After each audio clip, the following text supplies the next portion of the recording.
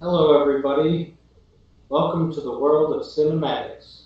Today we're going to discuss Batfleck, Batman from Batman vs. Superman, as well as Justice League and the Justice League as well. We just wanted to let you guys all know also that we are trying something a little different, but doing all this on Facebook Messenger. So just wanted to make you aware of all the changes that we're going through, and if you like what you see here, give us some feedback on that.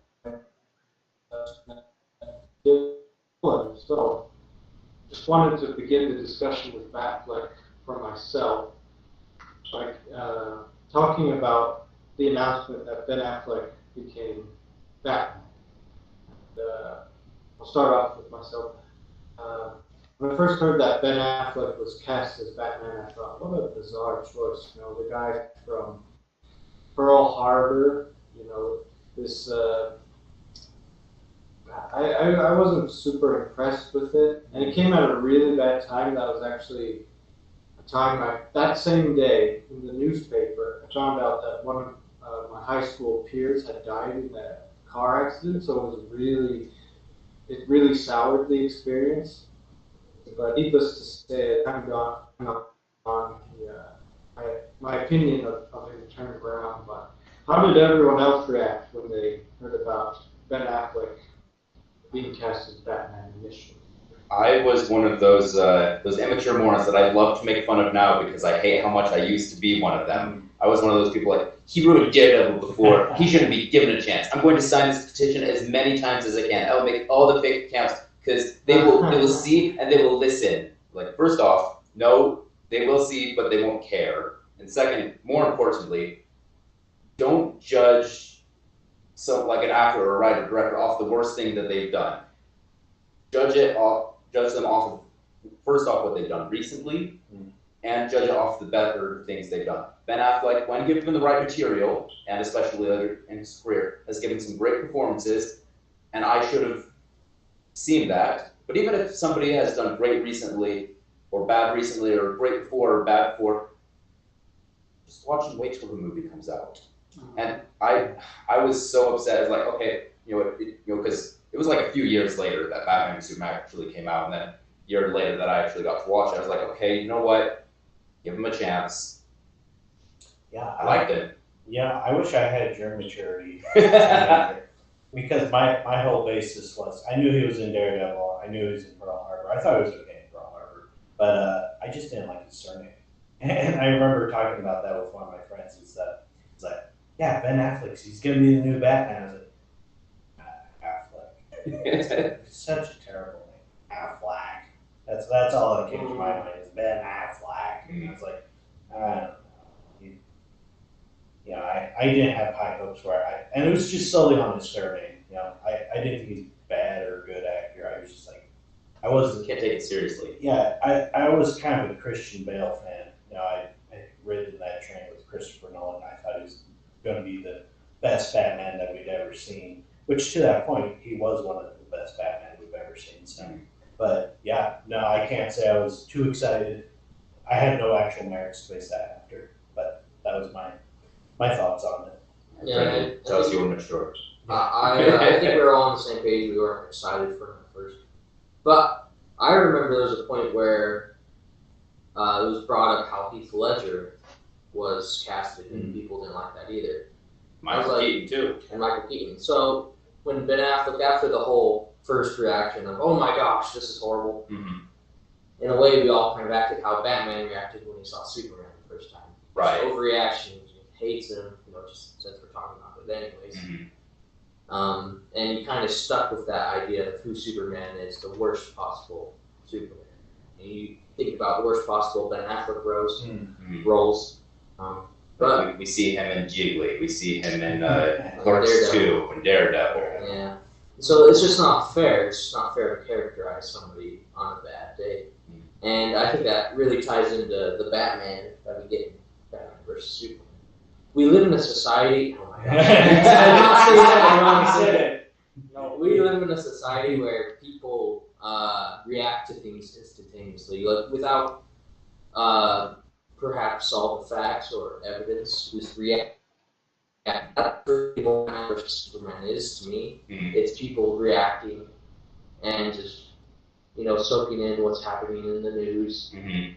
and overreacting in things. Yeah. Henry Cavill takes his mantle poorly because the media treats him poorly. And Batman only saw Superman once, and that's a threat. Mhm. No matter what happens, no matter how many people he saves, he could do that. Yeah. So that I really like how that kind of ties in with modern society. Mhm. And I didn't mean to say we're society. We'll never forgive you. Yeah, never. Robert, did you have any thoughts on the casting of Ben Affleck? Do we have Robert? I thought it was kind of cool. He looked like he fit the suit.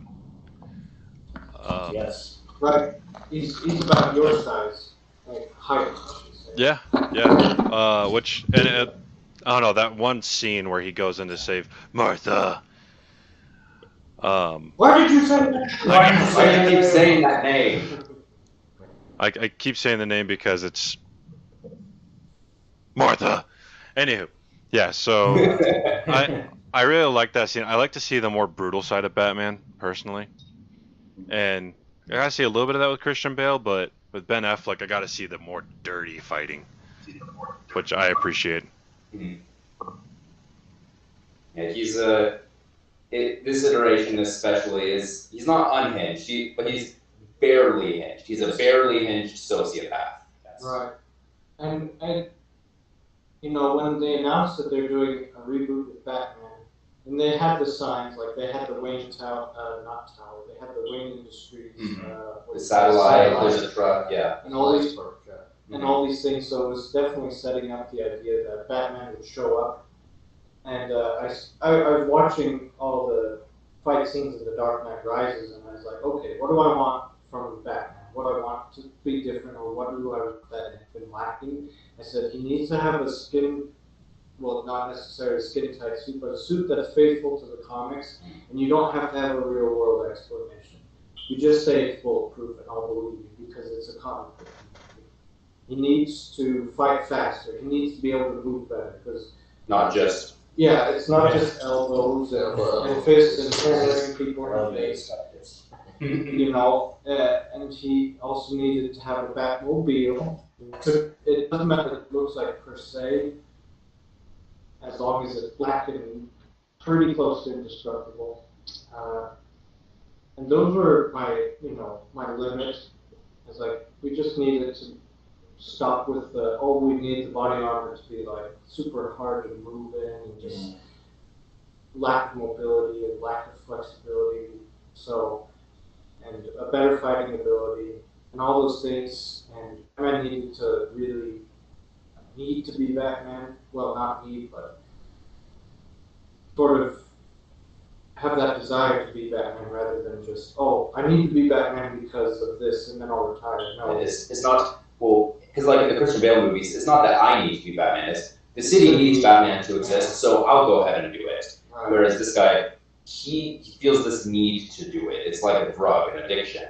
Right. Like, he's given it up for a few years, but he can't stop it. It's not who he is. Right. He's not the guy to settle down with the girl. No. Or whatever, which is fine for Bale. Sure. Yeah. No, absolutely. In fact, my first reaction watching him, because the first picture I saw of him was next to his Batmobile. His first picture. Yeah, very first picture. Very cool. It was very cool, and that's when my interest immediately began, because I had finished reading The Dark Knight Returns by Frank Miller, and so seeing that, I was expecting, okay, his bat is the exact same insignia that he has in the later parts of the graphic novel, because he doesn't start out with it. It's the Tim Starts Burton in the blue and the gray. Yeah, blue and gray, Tim Burton. And so seeing that come across, I was like, okay, this could be potentially really cool. And then watching him going through Gotham or Metropolis as it's fallen apart with the Zod and Superman fight, I was like, oh, okay, this is what a Batman would do. Even if he's, Bruce Wayne at the moment, this is something he would do. And then as the story progressed and you see just how frightening he is, that first moment where you see him as actual Batman, and the prisoners down in the basement, they're afraid of him more than they are of their prisoners, prison keepers, and the fear on the cops, the fear of the criminals, and then he just kind of flutters across the ceiling there. It was just perfect. It was everything I would have wanted in a Batman, and then it continues onward with that the rest of the film. I'm not a particular fan of Batman v Superman. I haven't sat down and watched Batman Forever or Batman and Robin all the way through. And so, with that being said, with that caveat, Batman v Superman is probably my least favorite Batman movie. But it's not because of Batman. Everything Batman in that movie is perfect. Well, I generally prefer iterations of Batman that don't kill. This one, it makes sense that he would, and it's handled well. This movie has two scenes. You get the character. One is the warehouse scene, which we'll talk about later, how brutal and skilled he is, how he will dish it out with so much hate in response.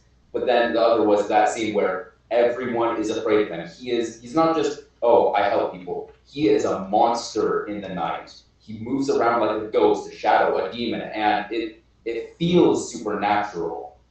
And I mean, that's one of the great things that the filmmaking in that scene in particular, it puts you in the perspective of the cops. Yeah. These cops are just as afraid and know just as little about him as the criminals, as the people he's saving. He's having a net benefit, effect on these people, but no one wants to be around him, even the people he's saving. It's cool. I really enjoyed, and I agree with both of you. Especially Jed, where you said that Batman is easily the best part of the film.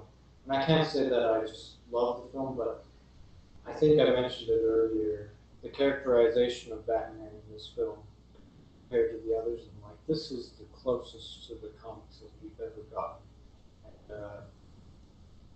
And, I only have one issue, is that I don't like the idea, and you can have this idea, you can do what you want in your own movie. I don't like the idea that he's going out of his way to kill Superman, but to the point of Brendan, it is conceivable that someone could be warped and twisted by a media message or manipulated, because even highly intelligent people have been fooled by the media and by messages that, we don't have all the detail, we don't have all the facts, we don't know the people who are accused of this or that, whether they're morally viable or not.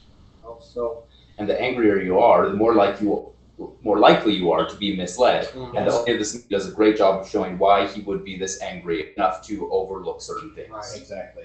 And to what Aaron was saying, I was hoping that it would resemble The Dark Knight Returns more, in that, like, my idea of, because I was a missionary at the time this movie came out, my idea of what the movie would be is Superman is guilted into sort of capturing the Justice League, inadvertently creating what he has to go after.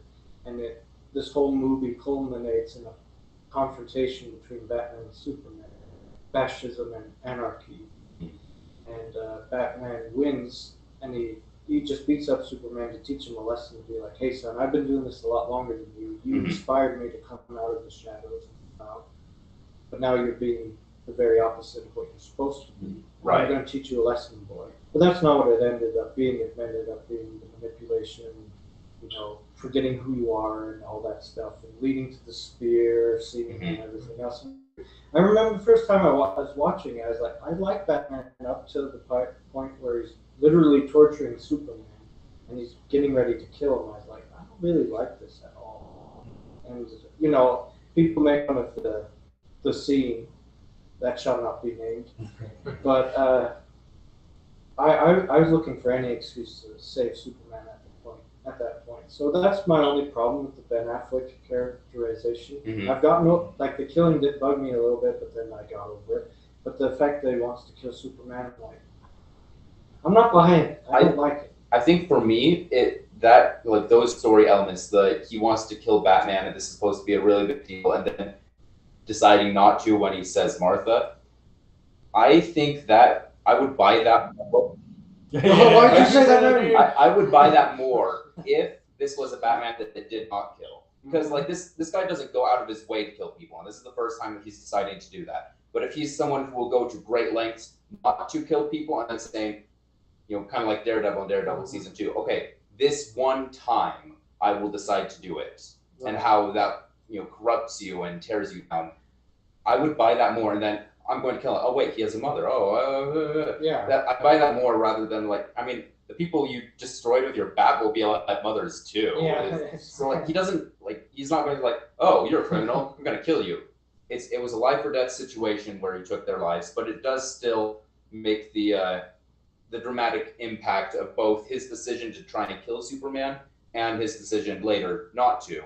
It does lessen the impact of that for me. Sure. Yeah, I'm just like devil's advocate because Sure. I do agree. I think that both your points about it are good.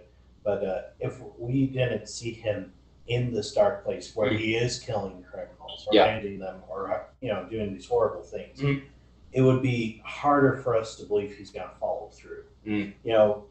Like we know the comics pretty decently. We know he's going to do it. I mean, it's pretty obvious. Superman movie with Batman murdering Superman in cold blood.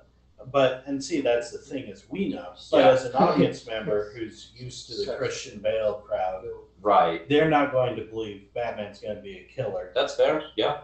So seeing that he is throughout the film, you could argue, he's going to do it because he's had no reason not to before. Right. That said, I do tend to agree, with both your points there. No, you do raise a valid argument. Yeah, and I've heard it made before. I was a very big DCEU fan. I still am, but not as big as back when that film came out. Because for me, seeing Man of Steel like a few months after watching this, because I hadn't seen Man of Steel for about a year, so I watched this, and the moment I see Bruce Wayne looking up at Superman as they're falling through the sky again, I was like, get him back, get him, That was my mentality because I had forgotten how awesome Henry Cavill's Superman actually is. But having that fresh start, get rid of this. This would be scary. Yeah, exactly. Get rid of this. Right, he can't exist. Exactly. So I understand. I think that's what they were leaning towards. That said, I do tend to lean towards that. I don't think it's as impactful as if he wasn't a killer. Robert, Brendan, any thoughts on Batman killing or him wanting to kill Superman specifically or any of this? You guys want to chime in? Robert, do you have anything? I want more. More killing. More death. Yeah. He's one of those psychos that's like... Well, it's like our cousin Randy. He's like, I just saw Batman v Superman. Oh, yeah. How was it? Well, Batman killed him. Oh, well, how was it? I loved it. One of those guys that's like, Punisher is right. And it's like, no. Not always, no. Well, I think the difference between this Batman killing and like Michael Keaton killing, it's a little bit more, like the music is like not as dun, dun, dun, dun, dun, kill someone. It's dun, dun. The mood is very set. grim. The mood is set to make you feel grim. He blows a freaking car up. And he doesn't just disable the car driving, he destroys it and then runs into it. So they're dead. But I kind of see it as Batman's okay with killing guys he knows are bad guys. But if we remember, Batman just sucks the building and Psycho gets out of the. He doesn't know if Superman was involved in that. All he knows is, he didn't stop it from happening. Can you hear us? Which part? The Congress building, probably.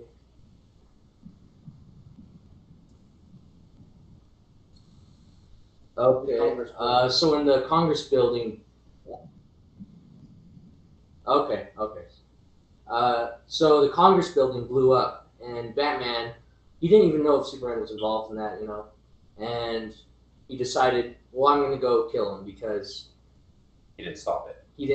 And him not stopping it, he could have stopped it. He's Superman. Which we find out the wheelchair was lined with lead, so there's no way he would have been able to stop it because he didn't know about it. So, I mean, there are other things. He knows that he's a threat, but at that point, that's the only. He's like, okay, I'm gonna go kill him now because he did that. And Lex Luthor's sending him, the mail if he let you kill his family, blah blah blah blah. So that just gets him mad. So at the point where he's about to kill Superman, he's not killing a guy based on he's working with Lex Luthor. He's not working with Joker. He's not kidnapping women for trafficking. No. It's just this guy may have been involved with this explosion. So I think it's a little like when he said it saved Martha. It's like it's more like I'm killing this guy and I got no real reason to do it. Why did you say that? That's kind of how I see it. Just There we go. Okay. Robert dying. Robert. Again. Oh yeah, yeah. Every time we say it, but I keep forgetting that that no one on the stream can hear me unless I switch over. Batman's mode is a little bit more clear. What is it clear up for Batman specifically, since this is a Batman-centric topic? Or There's does not it a whole lot of big changes for Batman. They added a lot of Superman content to it. That would have been helpful. Yeah, no, I was gonna say as far as Batman, there's not much else more you could add. They add blood when he kills people, so they're dead. Yeah, that's about it. Yeah, not that I can remember any big plot points because it's Superman investigating into Batman, which is interesting because they should have been both investigating each other. Right. The theatrical edition is, it's a bit uneven, but it's a Batman movie featuring Superman. And for me, the Ultimate Edition is more of a Superman movie featuring Batman. Yeah. No, that's well put. Yeah, Batman's more of the bad guy in the Ultimate, I would say. Yeah. And Batman's doing his little schemes of figuring out how to kill this guy. Yeah. And he, like I said, he wants to kill him over something that he may or may not have been involved in. Right. So I think that's the difference between him killing just random people that are obviously bad guys versus this guy who's been doing good things. Yeah. Been a good guy, and then one day a building blows up and it might have been his fault. Right. There is a difference. I was just speaking of the dramatic impact of what could have been. No, I agree that Daredevil did it better. Yes. Daredevil season 3 definitely did the whole no killing thing way better. Right. Yes. Yeah, but that's a very high standard. Yes. That It's among the top, in my opinion, top 10 of any superhero adaptation. Not just shows, just adaptation. Right. And just to wrap things up with specifically Batman killing and all that. There's two sides to Batman. There's the that you can portray, the reckless, endangering side, where he'll do things because he thinks he's right, because he is highly intelligent and he's usually right, but it gets in his way, versus the thoughtful, measured and controlled, planned, when he actually thinks about things. So that's what I was counting on, but this isn't that side of Batman. It's very much the worst side of Batman. He could easily, as Brent said, be portrayed as a villain. And so that's just totally understandable for this film.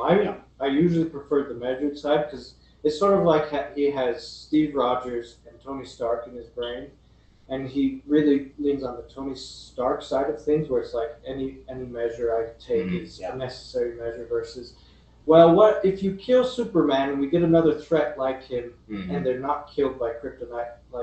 How are we going to handle it without Superman? Yeah. He didn't really think it through, but again, it wasn't the rational side. No.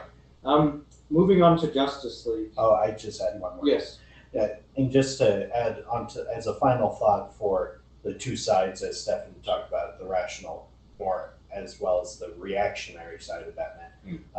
We also get a hint because of the Robin suit that is in the Batcave that the rational side has been dormant for a little while. We don't know how long, and if Snyder ever finishes his line of movies, we might get a conclusive idea of what that is. Or even if someone just picks up where he left off, continuing those storylines. Exactly. In a comic. In a comic or book or maybe a TV show. Animated. Or animated. Yeah, with the voice actors. That would be cool. But That way he doesn't have to get drunk or depressed. and just show up and talk and begin. Exactly. But yeah, that was my final thought on that is that, and that it gives a decent explanation, but if you don't know the comic lore, you might not recognize that that's Robin's suit because it's not even the bright colors. Yeah. Right, because it's all burnt up and has graffiti on it. Exactly. So that's why he's irrational. Yeah, Even more so. and the line, you know, how many good guys are left in Gotham? Yeah. How many How many of them stayed that way? Yeah. It's just like there's Harvey Dent. There was pretty much all of his villains were good people. Not, but a lot of Many. people. Yeah. You know, and A lot of his allies are dead. A lot of his allies not become enemies. He's physical. It's good reason to be. Yes. yeah, I mean, and it doesn't look like it is a thing. Like Robin died and came Right. back. It's record. Yeah. But that's another example of, you know, somebody that was really good that became bad. Mhm. So it's just Batman's superpower to me is he's paranoid. Mm. And everything he sees as a threat, and so he always has backup plans. Yeah. That's why he has backup plans. Mhm. Because he's always seen everything as, okay, this could destroy Earth. Right. And for BVS, this is the first time he's seen something that is way beyond his control, Mhm. way beyond his level of power. You know, you could argue he doesn't want to kill Joker or any of those guys because he knows they might kill like 20 people. But if Superman goes bad, Right. We're It's all game dead. over for humanity. we're all dead. So this guy is worth killing. Mhm. But it does beg the question: why doesn't he kill Joker? Because he kills all of them. Yeah. Yes. Yeah. That is a big plot hole for me. Yeah. But Right, especially when it's so personal. Like there's a difference between your brother dying or your adopted son versus the statistics of 100,000 people or whatever. Granted, he was there in Metropolis to witness that, but at the same time, he was stopping Zod. Mm. And people got hurt in a way, but Zod wanted to destroy the planet. So. Right.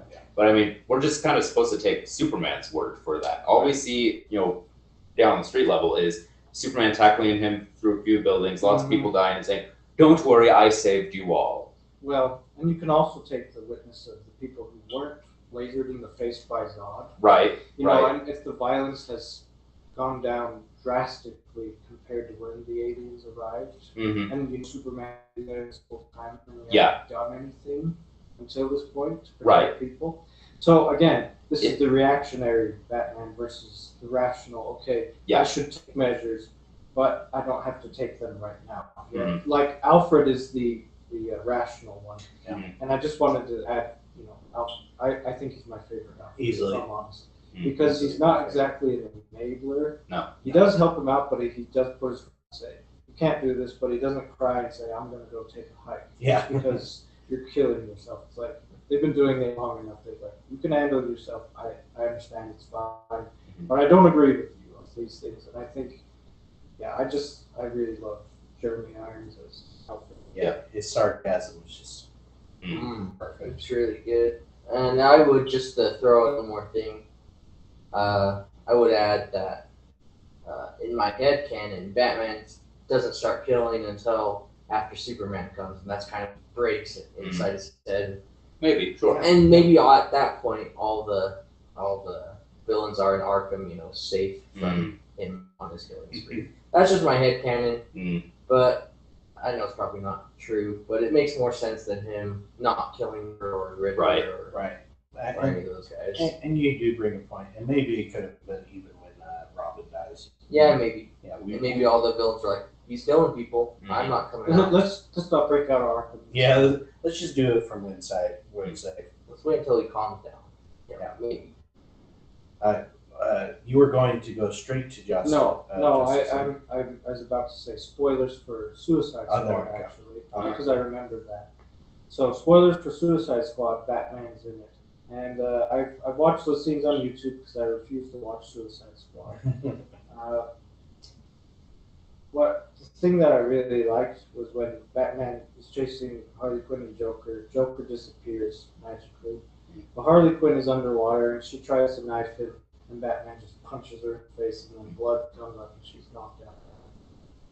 This On is a point. This is a Batman that's unafraid to hit a woman. He'll Yeah. still save her life, but he's unafraid to hit a woman. Right. It's like, I'm like, Keaton, who's okay with killing people, but he hits a woman. How could you? I'm a woman. See, at that point, Superman had died, so in my head canon, he's not killing people anymore. Right. He's saving people. That's why he's not killing Joe. Like, he could have mowed that stupid little car down with his family. Oh, easily. Just But he chose not to. Yeah, I mean, he was still the same Batman, so he would just shot them to death and ran through their corpses. Right. So that's Right. he did change by the end and Yeah. become the Batman everyone wanted him. But I think it's too little, too late for a lot of people. Right, and Snyder was really taking a big gamble by having it be so freaking lucky, yes. The Batman that we're getting afterwards, the hints in Suicide Squad, Justice League, and so on, have been. I'm like, this looks, this is kind of more getting closer and closer to a Batman that I've wanted to see for a long time. But there's complications with. Right. Other than that scene, he has a scene with Amanda Waller where basically it's a chess match. He does have one other scene. Right, he has a scene with Deadshot as well. Which I do appreciate because it is almost a reflection of what he himself experienced with the criminal shooting. And this time, it's a criminal with his daughter, and he comes in and says, I have to take you in because of the bad things that you're doing. But his first reaction is to make sure the girl is safe, and he even tells him, you may want to get your daughter out of here. And I don't want to do this. I don't want to do it. Right. So it's that progression, because in the previous film, he would have just taken him out. Yeah. Probably killed him. Yeah. He probably would have killed him right in front of him. They're all lucky Batman. Yep. During the stage. Right. So I do actually like that scene. And plus, when he comes down, it's very Keaton-esque. Very similar to when he Sneaks up on him. sneaks up on him. Beats up Will Smith. Yeah. Which is kind of amusing. Yeah, actually, if you yeah. think about Ben Affleck's beating up on him. Yeah, that scene is good. Yeah. Because that warehouse scene we failed to talk about. Oh, wow. On point. Maybe that's it. Maybe It's we can- brutal. It's desperate. It has everything you'd want in an action scene because he keeps seeing new problems that he has to face, and he keeps finding new ways to get around those and keep fighting. And they are Batman-specific solutions. Like, what other character would burst through a wall and grab the guy with the flamethrower? Right. Exactly. Who would? It's so great to see how him and Alfred work together. Because he's like, well, they're on this floor. Why don't I throw you up on the second, right beneath them. Yeah. And At this point, they have one mind. yeah, they have exactly. They're thinking the same, strategy.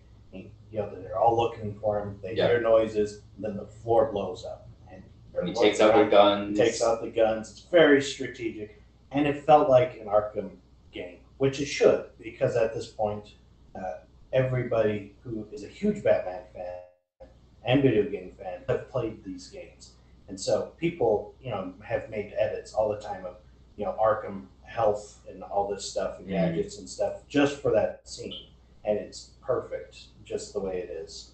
I don't know what else much to say on it for myself, so I'll let these two. I'm just glad he wasn't carrying a gun. Like, I do like the aesthetic of Batman and the Apocalypse. Yeah. Batman with the gun and stuff. And, like, that kind of makes sense. A Batman would do that because in the future, where there's no gadgets and no whatever, you got to rely on whatever you can get. Yeah, this is Mad Max Batman, not civilized, industrial, urban Batman. Yeah, and it's a war at this point. And killing is part of war. And this Batman is a war.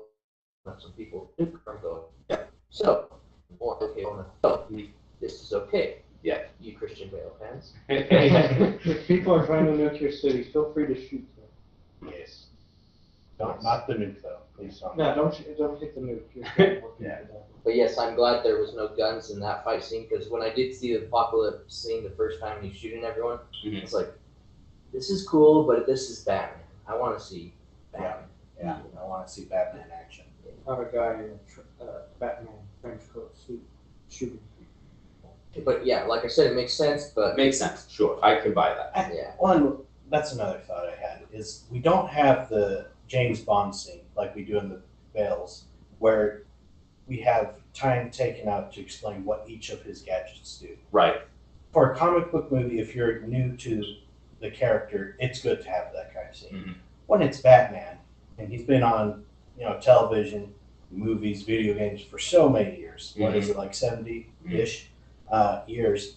You just show us, and it works great. Not that I hate those scenes in the Christian Bale movie. I think We they're don't great, need them anymore. but we don't need them as much anymore, unless it's a very new thing or something doesn't happen very often. Otherwise, it can be very confusing. I just imagine Morgan Freeman intercutting the door. Yeah. This arm will stop a bullet. Yeah. But be careful, if you get pinned down, the knife will get through. But your power is bulletproof, so don't worry about that. And this grappling gun can shoot straight through a man's shoulder. And all this stuff. The thing that, the speed. Speed is the big thing that was lacking. The ability to jump over a simple box, or the strength to throw it, or just all the technical things he does, just like on point. This is exactly what I was looking for in that action scene. Yeah. There's people have problems with him killing, because he does kill a lot of those guys in that scene. It's like, okay, risk, letting Martha. Oh, I didn't say it. I didn't say it. Risking her die, by slowly pressure pointing all these guys or doing something dumb like that. Yeah. No. Or just a cheap, easy way out, like gas bomb or something. Actually, that'd be cool too. He has the mask and then the gas comes up and he knocks these guys out. That'd be alright too. But the scene that we get, just how visceral it is, just how brutal, I think is the word we toss around. Like, this guy doesn't mess around, and it's easy in the top 10.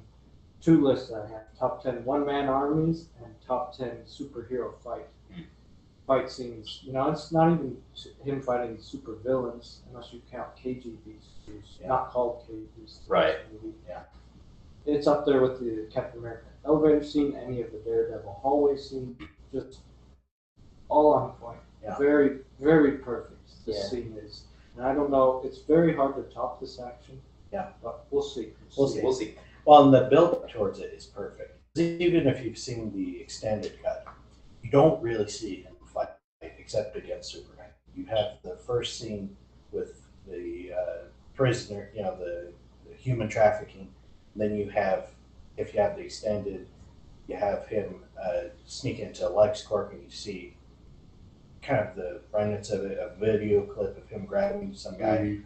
And you have the car chase scene, which is pretty brutal and cool in of itself. But it's him sitting in a seat, not fighting. Exactly. It's not the same. So then you see him fight Superman, which is a pretty decent fight, but it's not exactly the stuff that you'd expect. It would be more something you might see in a Christian Bale type fight, where it is slower, but it's grounded. It's also more gadget based. It's like CGI people punching each other. Exactly. Yeah. And 2 Titans fighting each other, and which is great, but not what you want exactly for just Batman. So build up for it. So by the time you see dumb grin on your face, being like, yes. And you can see everything. That's something I really appreciate about this scene. Yeah. A lot of modern fight scenes, it's really hard to see what's going on because the camera angles or the lighting or because how quick the edits are. How quick the edits are. Edits and shaky camera. Non-existent. You know what's going on. You understand the timing is perfect. You see a guy pull out a grenade. He has already hung somebody up. He punches the guy. It hits the guy with the grenade. He runs over to grab it, blows up as he's beating up guys. And the music kicks And the music kicks in. It's just so well done. Zack Snyder, if nothing else, is really great at filming action scenes, like really good comic book action scenes. Both CG as well as practical. Yeah. And the choreography, sometimes you can tell when it's like, oh, it's choreography, but this very natural. Mm-hmm. Like this in Daredevil, and I feel Winter Soldier, Captain America. The choreography is overly choreographed. Yeah, it goes from one thing to another. Like Batman gets pulled down by the cape, they kick him, and then he blocks, they kick him again, and they stab him. It's like, it feels natural. He kicks the guy, takes out the guy on top, comes back up, stabs the guy. All of that just flows naturally. Like he's processing, he's taking everything in, and he's responding in kind. So, Robert, did you have any thoughts on this wonderful scene? I think we showed it to you before you saw the movie. Yeah, If you have seen the movie. I do thoroughly enjoy that scene. I'm a huge guy of choreography. Like, if a movie has a fight scene, it's got to be done right for me. Otherwise, I'm like, I'm out. Taken 2 is a good example of where I was just like, no thanks. I'm done. I'm done. But as far as this scene, it is smooth, and they have the shaky cam in the right spot to give that more intensity. It's bright enough for you to see what's going on, but keeps it dark enough to make it seem like, oh, I'm part of the action, kind of thing. Yes. Although, I gotta throw this out there. Batman holding an M240 Bravo, one-handed, shooting it. My brain says that makes no sense. But I'll let it slide because it's Batman.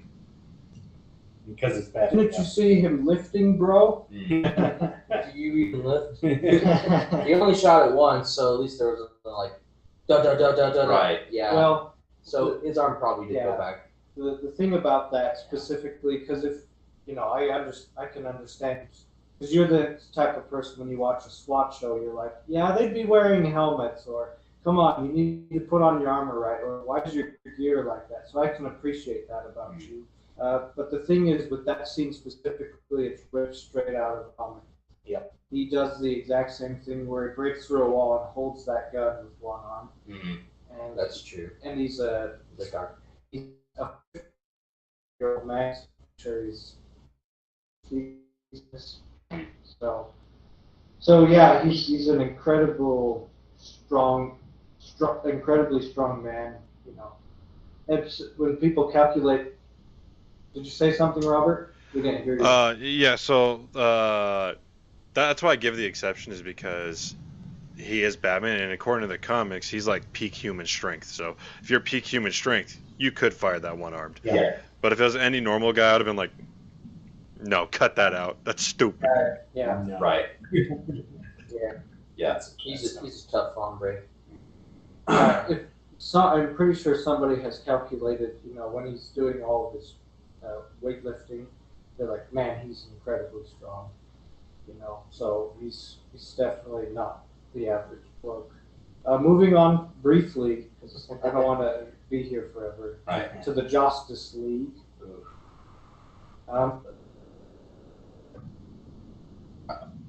Yes. I need to transition myself so the people in the Is stream it can in the hear me. comics or? Yeah, so according to the comics, Batman's bench press is between 800 to 1,000 pounds. Military press, 500 to 600 pounds. Yeah. So, Stefan, can you give an example of like why that is, like just the movements of why that makes it so difficult? Yeah. Oh, why? Oh, yeah. So military press. I thought I was a pansy for a long time just because I got into weightlifting. I'm not super great at it, but I like it. When you're doing a military press, you're here and you come up here. So when you're, for example, if you're trying to put something on a shelf, that's way harder than bringing something down from a shelf, especially if it's heavy. If you've ever experienced that, or if you've ever worked a day in your life. But I'm lucky if I'm able to push up 120 pounds. That's a ton of weight for your shoulders to be pushing up versus when you're lying down and you're using your chest for the bench press.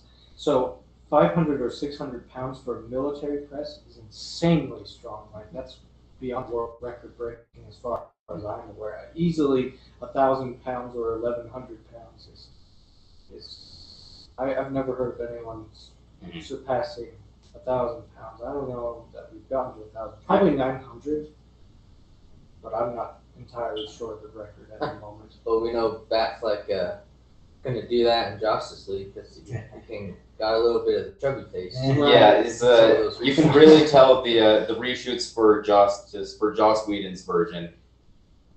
His hairline is receded a little. He's put on some weight, but beyond just physically, he's sleepwalking through his performance. Oh, yeah. I really don't want to be here. Humanity is snooze alarm clock. Doomsday. Okay. Safe Can one. I get the beer? Save one donut. Yes. He's going through a terrible time in his life, and I don't blame him for that.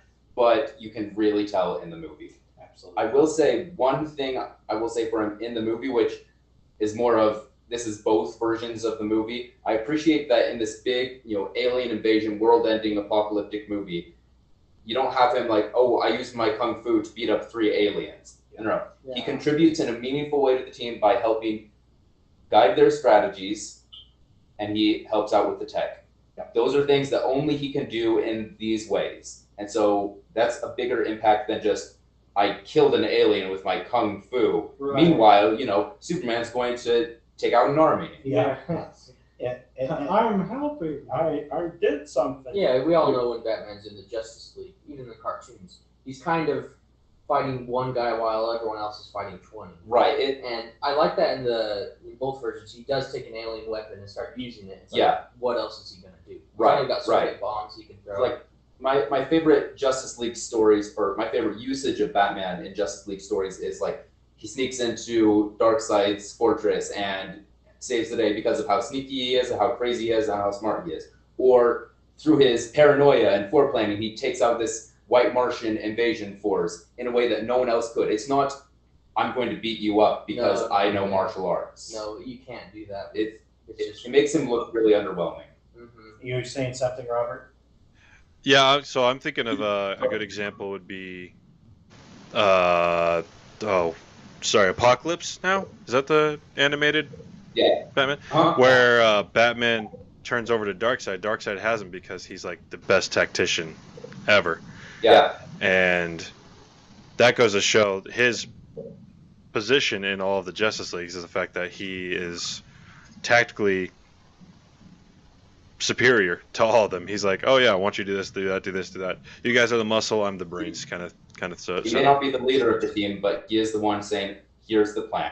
He's the field leader, I would say. Yeah. Because sometimes we get confused with, who's the leader of the Justice League or the Avengers. It's like, yeah, there's sort of the mascot, like you say, Superman's the mascot, but when you're in the grind, it's Batman who's going to lead, usually if it's not John Jones or Diana. And, the field leader for the Avengers is obviously Captain America. He also happens to be the mascot as well. Face. It could also Iron Man, but you could also but I where did I leave off at? Was it? Okay. Yeah, he happens to be the mascot, but the face could be Iron Man or Wasp, depending on whether you read the comics or not.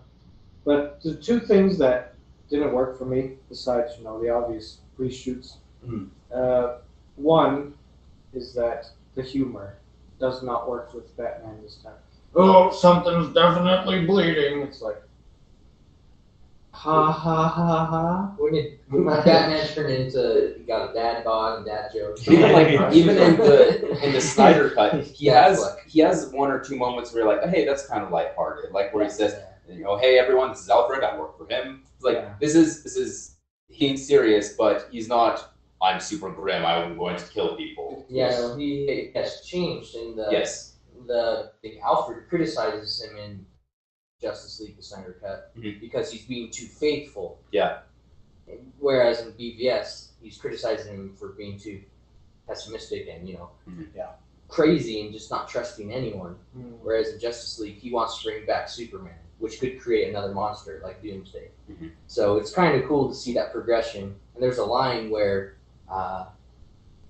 Batman and the Justice League are leaving to go attack Steppen's base, and Batman tells Alfred, hey, Superman's going to be coming, I know he's going to be coming. And Alfred's like, how do you know Superman's going to come? And he says, faith, Alfred, faith. And it's just like, that line right there really showed Batman. He's no longer this man who doesn't believe in anyone, doesn't believe that there's good in anyone. He's a man that he has faith. He has faith it's going to work. Yeah, absolutely. And honestly, that's what it breaks it down for me. It's the edit of both the films. Is that because there's a lot that is in the Joss Whedon that is also in the extended cut, which is unavoidable when you're recutting a film.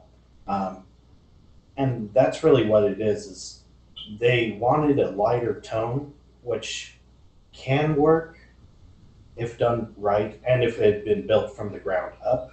But it was built to be a progression of having faith in humanity as opposed to this dire hatred of humanity. And that's, I haven't seen the entire extended, but from what I have seen, I can assure that Affleck as Batman in those, in those 90s something, as Brandon was discussing, his progression and his redemption, as it were, is really, really inspiring. And it's actually really cool to see how, even though he's met the worst of the worst and has gone through all that and has the potential to lead and inspire others who are like him or have the same mindedness as he does to do better. And that's one of the best parts of him in the extended cut is he feels more like a leader in that, and an inspiring leader as well. Whereas in the Whedon cut, it does feel like the fat dad bod, this goofy uncle type of feel, which is a shame because that's never been Batman's character. Batman's been many things. Yeah. I don't know if he's ever been the fat goofy uncle. No. Even the Adam West. Who's the crazy cousin? He's still the embodiment of order in the Adam West version. It may be like but I'm trying to support. I'm trying to be so still supposed to. I'm honestly exactly. And be symbol for good. I'm just written all that in the fabric, So I was just basically saying that if you can definitely see, and Jed was saying, is the order is there, even with Adam West Batman, and with the Batfleck Batman in the extended cut, there's this order to it. Sorry, thank you. Did I say Batfleck? You said the extended cut. Yeah.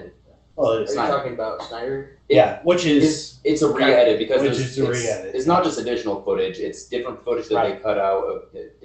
It's which, by the way, I was one of the few people who actually did believe the Snyder cut did exist. Well, I always believed it existed. It's an argument of what state of existence it exists. Yes. See, I knew that it wasn't finished. Yeah. I didn't know what stage that meant.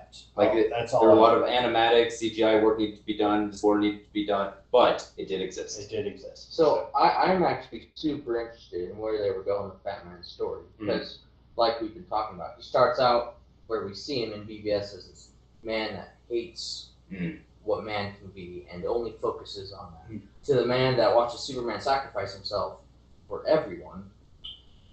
And then that's really what changes him and the whole Martha thing. Why did you say that, man? Yeah, why did you say that? And then we go to the future where Superman is evil. He's turned by Darkseid, by the anti-life equation or whatever happens. Lois Lane dies. So I'm just interested where they were going with that. Like, 'cause Batman just got redeemed. He just had faith in humanity again. And then Superman falls and becomes a bad guy. The thing he was worried about in the first movie we saw him. I'm like, where's his headspace? What is he thinking about? I would not be able to confidently say, either they're going this way or they're going that way, just because they took so many detours on their way to where they got to. Like at one point in the development of Justice League and after the death of Superman, Batman and Lois were going to get together, and when Superman came back to life, Lois was going to be pregnant with Batman's son. If that had happened, that would have been a very different trajectory for Batman. Yeah. And so a lot of their decisions they're changing course behind the scenes so many times. I couldn't guess what their course in the future would have been. Well, and see, that's the thing. It's how much of that is truly leaked stuff, too. Snyder said that. Well, see, that's the thing. If you look at even like Gravity Falls, right, with the whole twist of, spoilers for Gravity Falls, that he does have a twin brother and he's the one with the 6 fingers. He purposely leaked that it was a McGucket had actually 6 fingers, and that's why he's wearing a cast on his hand the entire time. Because people had guessed that it was going to go this way. And I wouldn't put it past Snyder to do something similar, just because it's Snyder. I'm not saying that's what happens. But he is very putting out, hey, here's a tidbit of information that'll please give me more work. Well, see, and that's true. And it could go either way. Right. You just never know. Because they might reveal something else. I think the thing about Batfleck's journey, about him learning to gain his humanity again, because when he falls in that cave, in that dream, it's obvious whether it's a dream or a fantasy or whatever it is. He's quite a mad person, as in not mentally. No, he's not mentally stable. No, right. And so I see it as him gaining his humanity back. His innocence and the ability to be heroic without just making it this self-righteous mission to make himself feel better about what happened to him. But it's him dealing with the tragedy and the trauma of his life, and him learning to become human again. And Superman, an alien, helps him to understand humanity and becoming human again. The other thing that I had a problem with in the Justice League, with Batman specifically, and it's understandable, but Danny Elfman's score for Batman, as in Michael Keaton's Batman, it was announced that Danny Elfman said, they're like, what theme are you using? He's like, there's only one theme for Batman. Oh, cool. But then you see it, and Brendan pointed out, I think he's the first one to sort of digress from that, say, this is wrong. This doesn't belong with Affleck, what's been established with Junkie XL's theme for Batman. This isn't right. And they play it twice, once when he's on the gargoyle and comes down, and then once when he's in Batman. Yes, Robert? Must have been talking to someone else. He might have lost us. Robert! Hello? Okay. Oh, okay. Yeah, I don't know. Got it. Okay, yeah. Do you have any other thoughts on Ben Affleck's performance as Batman in either version of Justice League? I'm sorry. What are your feelings on Ben Affleck in Justice League? Either version. I think I was excited for the movie at first, but then it kind of went downhill as I was watching it. Slowly, more so. And then with the Zack Snyder cut, that definitely improved everything a lot. Yeah, that's my views. A little long. I think that sums that up. What? Okay. Yeah, I don't have anything else to add. This is, in terms of live action Batman, this is my favorite iteration of Batman. In terms of not necessarily how they, or what the plot that he was in, but just how he acted, how he was written, how he was portrayed. For me, it encompassed those two different sides of Batman, the angry monster in the night, and also I'm composed, I'm rational, I'm, the man with the plan. And yet they were able to do that in an arc. So I love it. It works great for me. I would have loved to see more, but I'm also happy to see Robert Pattinson. Yeah, I'm okay with seeing both, to be Yeah. honest. I mean, they can definitely do more than one version of Batman, just like they can do one more. Because they are. They did Lego Batman between Batman v Superman and Justice League. So Yeah, and they got lots of Batman. They got Michael Keaton and Batfleck coming and Robert Pattinson coming all this year. Yep. That's crazy. Yeah, no, So they can definitely do that. And just to kind of answer my own question, because I think they do hint at where Batman's headspace is in that post-credit. It wasn't post-credit. The last part, the epilogue before Martian Manhunter scene, we see Aquaman's girlfriend. What's her name? Mira. Mira says, "I'm going to stick this through his heart." And then she's kind of acting out of emotion. She's angry, and then Batfleck, he's kind of like, "I know you've lost people. I know you love blah blah blah." And she's like, "Who did you ever love?" It's interesting. I was just thinking about that. And it's interesting that Batfleck is kind of the composed one. He's the one trying to just keep our emotions in check. So I think at that point, Batman is still has faith in Superman. Yeah. And I think that'd be a really beautiful story to see. Mhm. See, at the beginning, Batman's kind of the only one that's, hating Superman. He hates him and all that. And then at the end, he's the only one with faith in him. Yeah, and Superman at that point is the bad guy. Yeah. He is the thing he was worried about him becoming. But he's at the same time, he's the only one at that point that's like, hey, I think he still has faith in Superman. Because in the original story, he does go back through time, and he does take the shot that Lois Lane was going to get hit by Darkseid's laser beam, the Omega Force. Omega beams, yeah. Yeah, so he did that to save Superman. He could have maybe gone in his closet, got a kryptonite spear, and just killed him. Sure. But I really think that would have been a beautiful story. But hopefully we get some sort of iteration of it. I'm glad you mentioned that because I wanted to close with the notorious Joker interaction with Batman in the Snyder Cut. I wanted to start off with Jed and just go around and finish with Robert, and then we'll wrap things up. Does that sound good, guys? Yeah. Okay.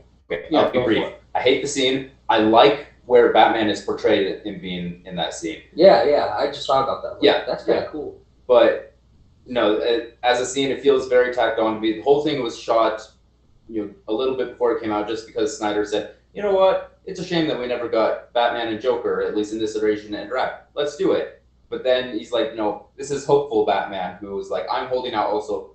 By the way, Joker, I'm going to kill you. It didn't jive. Like, those two things don't really mix. It's oil and water. Yeah, that's true. Those are my thoughts. Very, very much so. And just to tack on, because you guys were able to talk just a bit about the personalities, different people playing Batman.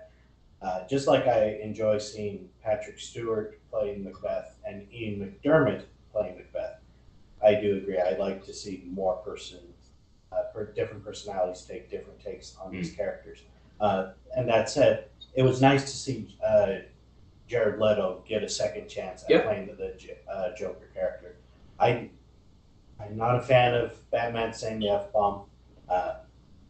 Some people can argue whether they like it, whether they don't. I'm not one of those people. So that kind of killed the mood of the scene for me, because I find that type of language is childish, personally, juvenile, and it just doesn't fit for Batman's character, for me. Right, Batman's many things. He's not immature. And that's how I feel, about that. Other than that, I kind of agree with what Jed was saying. Is it kind of contradicts the kind of hopeful, because he's more negative again, I guess. It's just an interesting cycle, because we just don't see the full picture, and if we did, maybe it would make it better, maybe it would make it worse. Regardless, I do think it's an okay scene, and I do like Jared Leto's performance in Second Chance at it. So those are my thoughts. I agree that the F-bomb is super tacked on. I don't think anyone here is like, oh yeah, it's so edgy, super edgelord for Batman to use the F-word. My take on it was fine, a lot of you are like, it's contradicting the idea of Superman and people hope for him. The Joker's giving him no reason to hope for him. Yeah. So, and the comics I would probably say even more so what the information they've given us.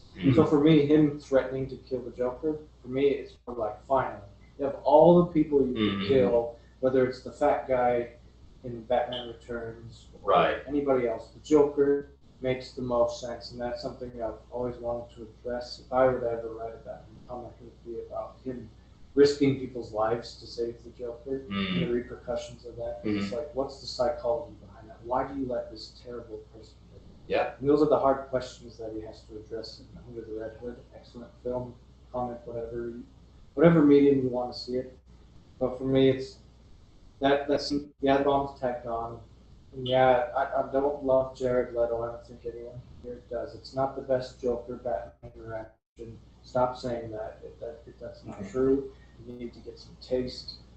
That being said, it is a good enough scene for me. It is kind of tacked on overall, but I see where Batman's coming from, and the Joker still inhabits the dark side of Batman and pushes buttons. like Superman wasn't pushing his buttons. Joker knows how to do it. They have that relationship, so that made sense to me. Yeah, that was good. I liked that. I kind of liked how he was pushing his buttons, but Batman couldn't kill him because they needed him for whatever. We don't know. Yeah. And I'm sure they have some sort of reason. He's dressed like a suicide bomber for some reason.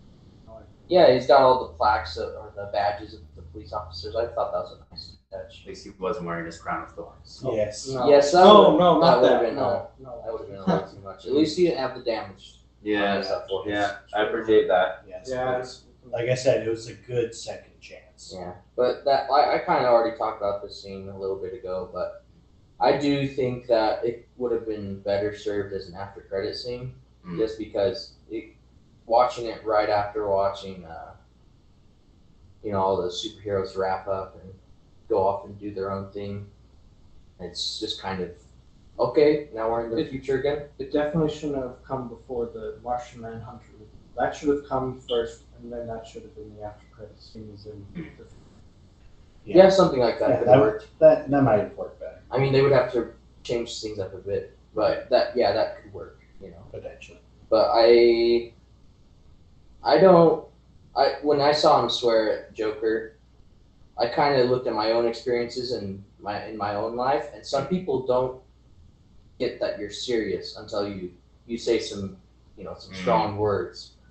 So to me, that was not so much of him trying to be edgy, though I do grant you that thinking about it, it's a little like, okay, Batman, calm down. Right. But it is like, I'm serious, man. I will kill you.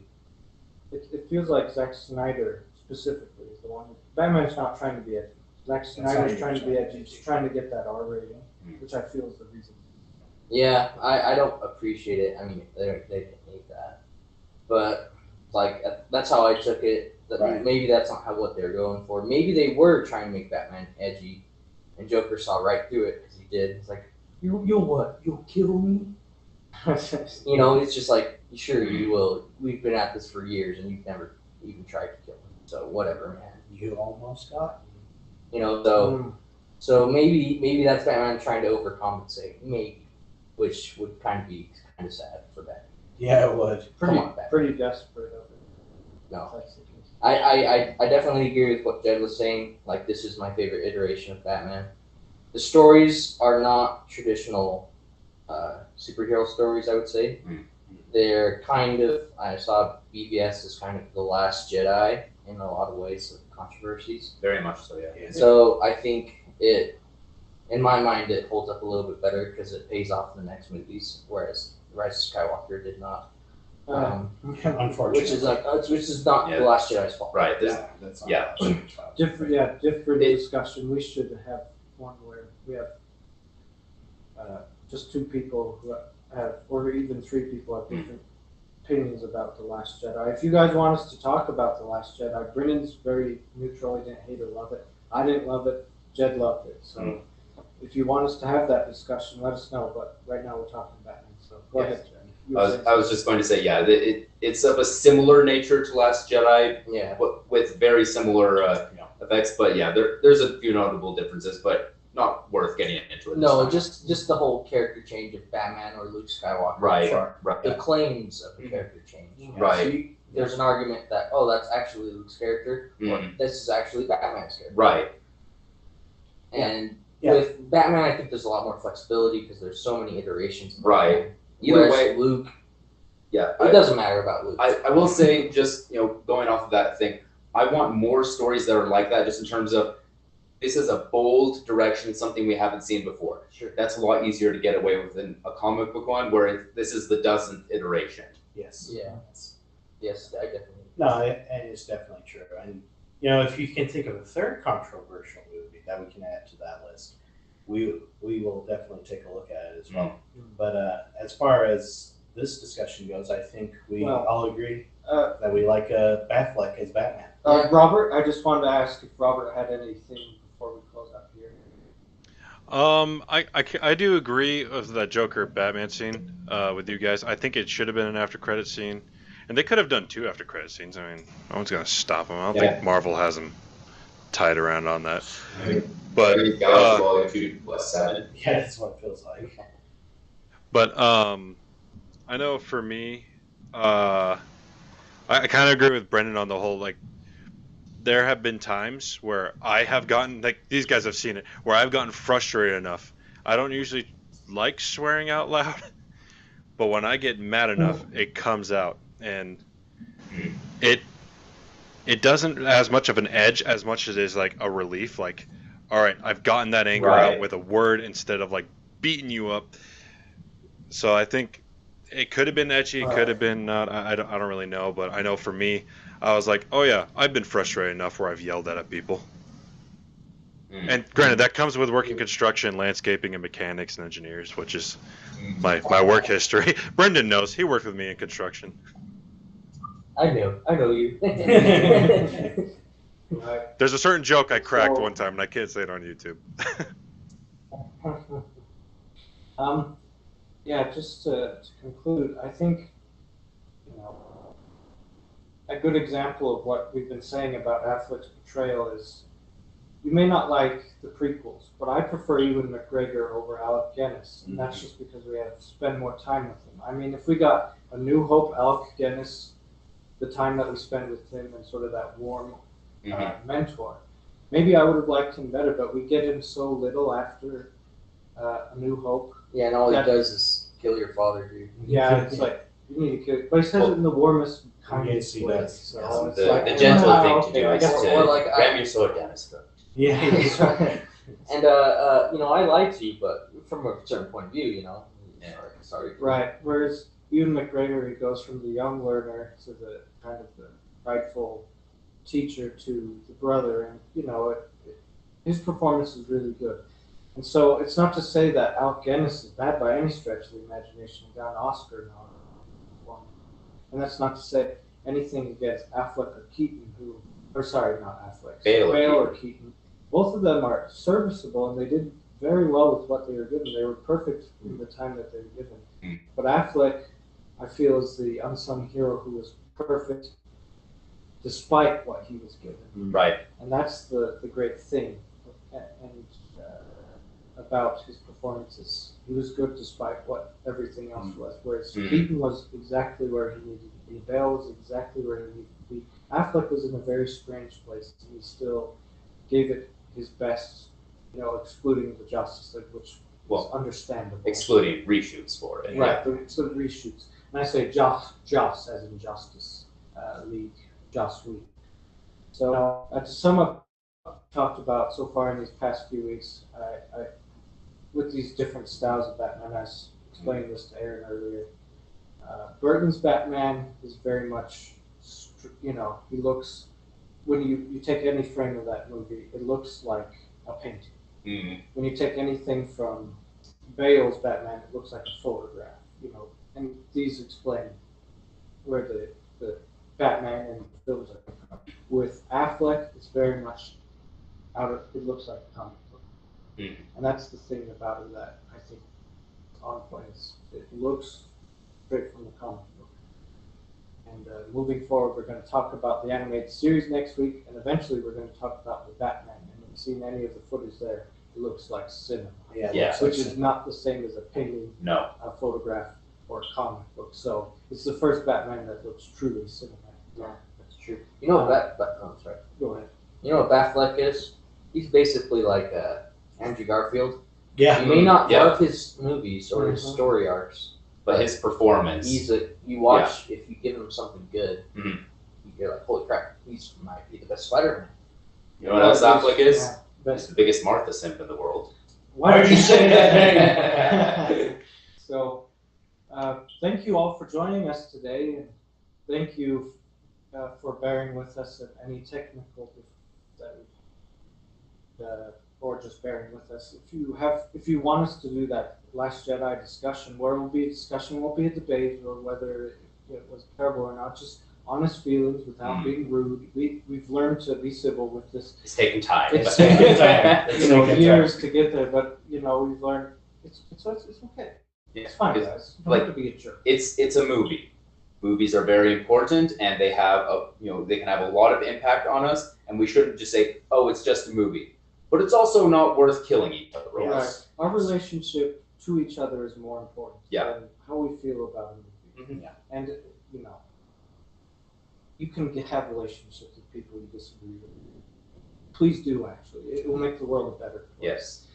Next week, we're going to be discussing the animated series, which some argue is the best iteration Is of it just Batman. that? It's kind of a miscellaneous Right. week. It's Arkham games, Lego Batman. We're gonna go over it all. For me, it's going to be mainly the animated series because that's strongest suit I think you there. finished the first. But definitely the games, the Legos, the merchandise, those sort of things. Specifically, the Lego Movie as well as the Lego Batman movie. If you like what you see, please like, share, subscribe. Leave us a comment if there's a discussion you want us to have, and we'll be very happy to see you next week if you'll have it. So, take care. We'll see you later. See ya. You signed off?